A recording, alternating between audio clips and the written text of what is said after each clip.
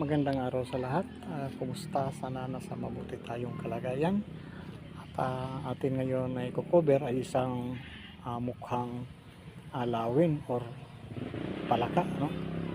Na mayroon siyang siya ditong mata, no? Na ibig sabihin nito ay tunnel ang tinuturo ng mga ganitong sign, mga ka-discover.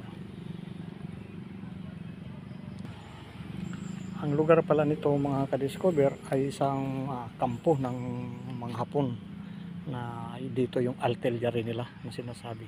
Ito ang kanyang point, no? Para siyang dito hugis naman na kamay nga nakato, para siyang pugita na may mata siya dito na nakalagay paturo doon sa isang bato. Ito yung hobbies niya. Meron pa siya dito meron pa siya ditong butas, no? Deposit here. Meron siyang backup ng isang kung titingnan natin dito, para naman siyang hobbies naman kuwago. May mata siya dito malaki, at ito pang kabila. Ito meron siyang backup dito na isang heart na bato, na ang pinuturo dito ay tunnel. Ngayon ito yung para siyang palaka or lawin at naka-triangulation, at meron pa siya ditong nakakamanghang bato na dalawa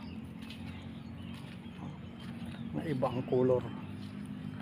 Ito siya pink at saka ito para siyang ito siya box, no? At ito may laking dito dot niya, letter D, at ito may arrow ang tinuturo doon sa isang bato. Ayan, cover kabila. Ang tinuturo naman nito itong isang pyramid. Ayan, may pyramid dito sa puno ng buli. Discover, no?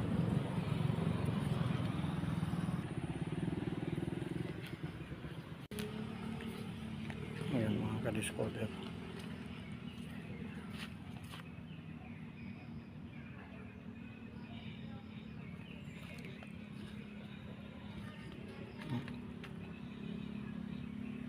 Itong lugar na ito ay positive sa imperial site ng mga ganito sign, mga ka-discover.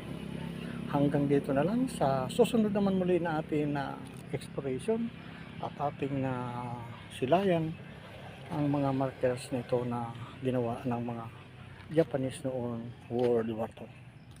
Ano pa siya?